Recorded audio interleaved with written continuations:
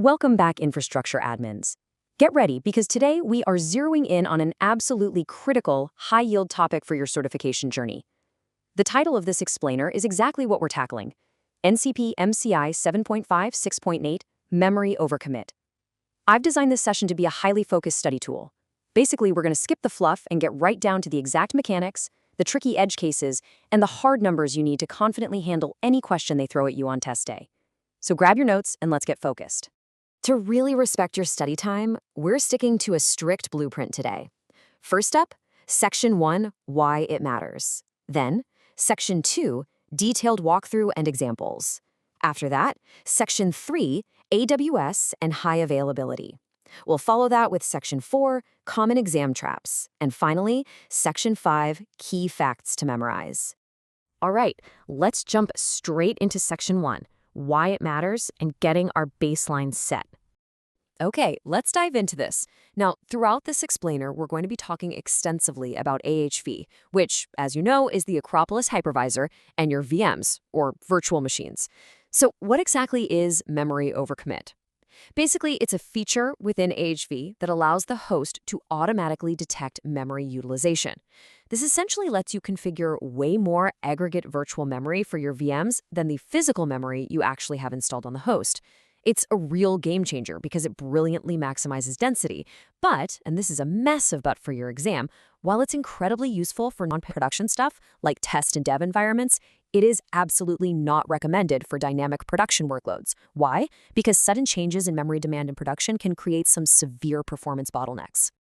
Moving right along to Section 2, Detailed Walkthrough and Examples, let's look at the actual mechanics.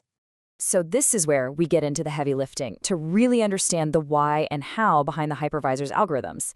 The whole engine running Memory Overcommit is ADS, or Acropolis Dynamic Scheduling. You can think of ADS as the brain of the operation. It proactively monitors your cluster for any compute and storage contentions, hotspots, over a period of time. When Memory Overcommit is enabled, ADS actively watches guest VM memory utilization, and that includes disk swapping. It observes multiple memory usage cycles to intelligently and quietly manage the overcommit process behind the scenes.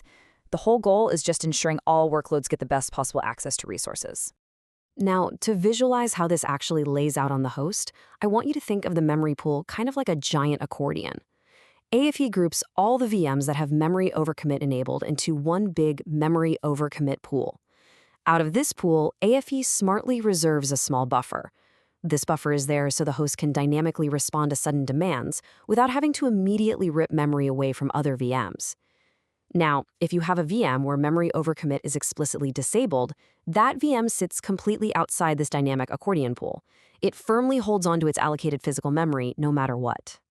Let's look at a concrete example of this accordion effect in action, because understanding this flow is crucial for those scenario-based exam questions. Imagine you have a 40 gigabyte host, right? And it currently has 10 gigabytes of unallocated physical memory. Now you need to power on a brand new 15 gigabyte VM. Well, obviously 15 is bigger than 10. So the system invokes ADS to intentionally defragment the cluster.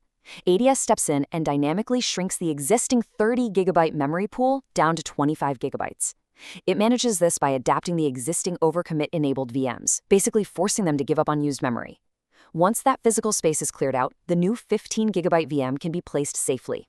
But keep in mind the golden rule here. ADS only shrinks the pool if there is an absolute need to do so, strictly to minimize any performance hits.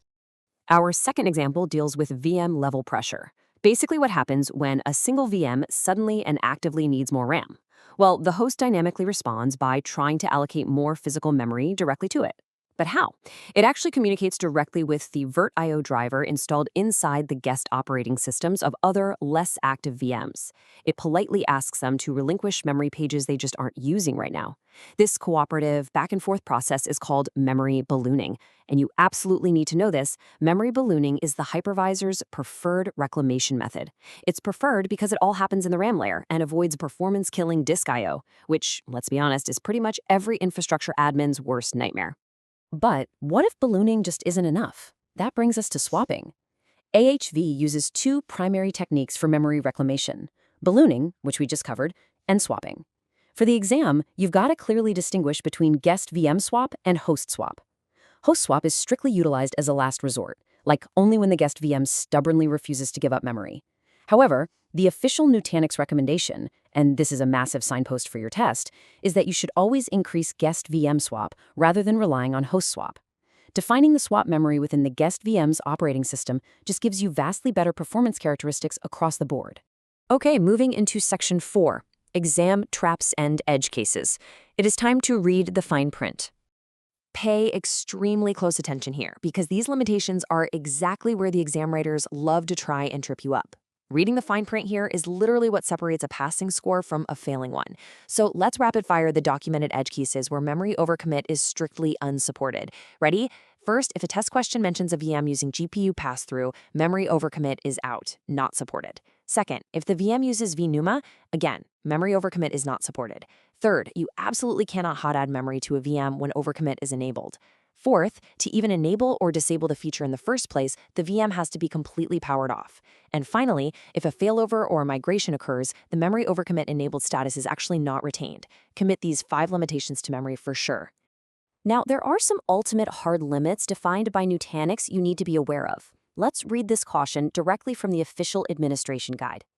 AHV does not support a memory overcommit of more than 4 times the allocated physical memory, so 4x is your hard ceiling. This also brings in a critical interaction with HA, or high availability. High availability reserved segments ensure that a massive portion of the VM's configured size is kept safely available on the destination host during a failover scenario. And what exactly is that HA-reserved portion? It's 75%.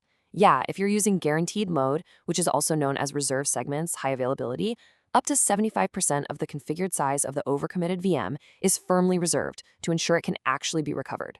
As you can imagine, this drastically reduces the total memory you have available for your standard pool. If an exam question asks you about the theoretical maximum overcommit achievable on a cluster, you must factor in this 75% HA reservation. It's a classic trick question. Here's another vital numerical metric to lock down. We know ADS monitors the cluster, right? But how often does it check specifically for memory issues? The magic number is 2.